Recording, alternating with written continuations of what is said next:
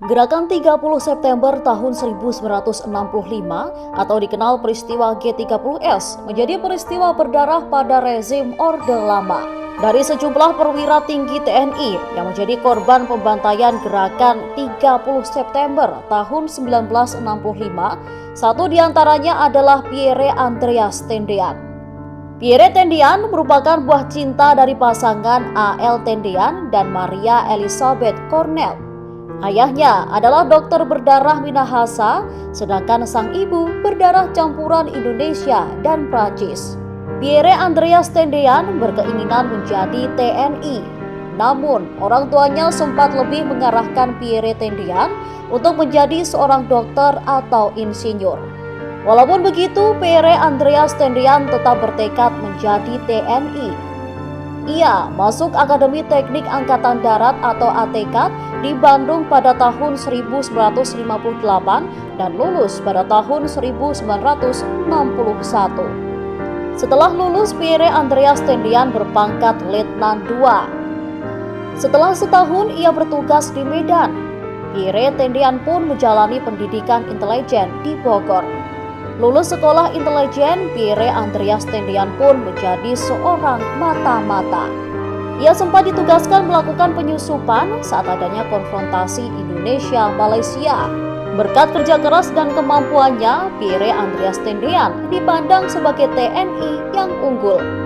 Hal ini terbukti dari berebutnya 3 jenderal untuk menjadikan Pierre Tendean sebagai ajudan.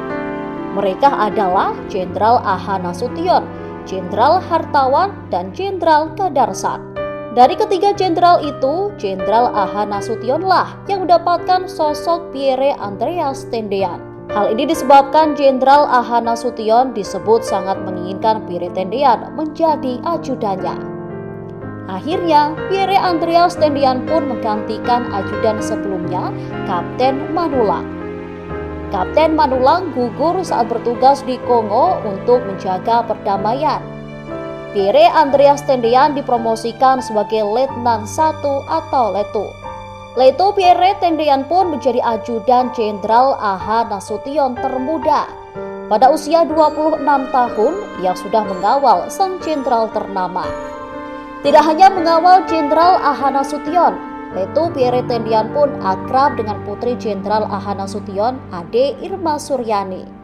Potret berdua mereka bahkan terpajang di Museum A.H. Nasution.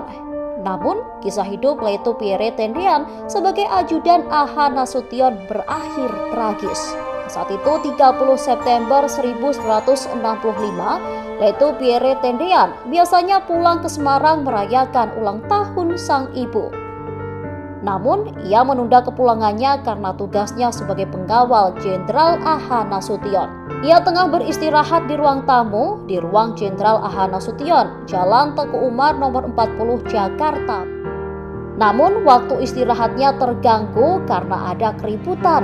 Letu Pierre Tendean pun langsung bergegas mencari sumber keributan itu. Ternyata keributan itu berasal dari segerombol orang. Berdasarkan sejarah versi ini disebutkan bahwa orang-orang yang datang ke rumah A.H. Nasution adalah pasukan Cakrabirawa. Mereka pun menodongkan senjata pada Letu Pierre Tendean. Letu Pierre Tendean tak bisa berkutik. Ia dikepung pasukan itu. Demi melindungi atasannya, Letu Pierre Tendean pun menyebut dirinya sebagai Jenderal A.H. Nasution. Akhirnya, ia yang dikira Jenderal A.H. Nasution langsung diculik.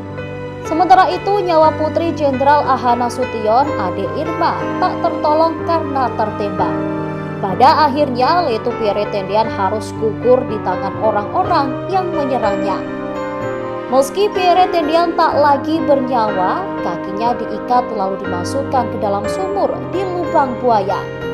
Pada usianya yang masih muda, Letu Pierre Tendean tinggal menjadi kenangan dalam peristiwa mengerikan itu.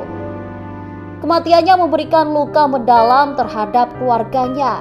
Padahal pada November 1965, Letu Pierre Tendean dijadwalkan akan menikahi Rukmini Caimin di Medan. Takdir berkata lain. Ia meninggal mengatasnamakan atasannya di depan para pembunuh itu. Sebagai bentuk kehormatan, ia pun dinaikkan pangkatnya menjadi kapten. Kapten Tendian pun ditetapkan sebagai pahlawan revolusi Indonesia pada 5 Oktober 1965. Terima kasih sudah nonton.